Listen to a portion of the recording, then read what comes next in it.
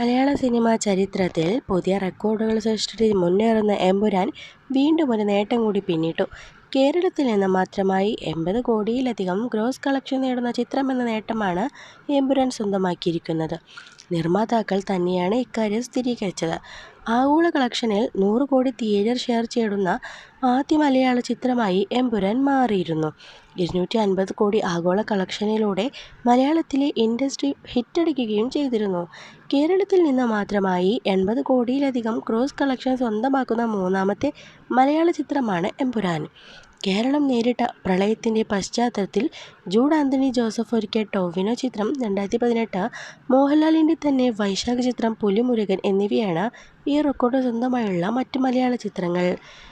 നേട്ടം സ്വന്തമാക്കുന്ന രണ്ടാമത്തെ മോഹൻലാൽ ചിത്രവുമാണ് എമ്പുരാൻ. അതേസമയം വടക്കേ ഇന്ത്യയിലെ കളക്ഷൻ റെക്കോർഡിൽ മാർക്കോയെ പിന്തള്ളാൻ എമ്പുരാന് സാധിച്ചിട്ടില്ല.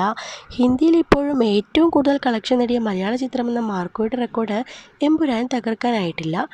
17.5 കോടി നേട്ടവുമായി മാർക്കോയാണ് നോർത്ത് ഇന്ത്യയിൽ എമ്പുരാന് മുന്നിലുള്ളത്.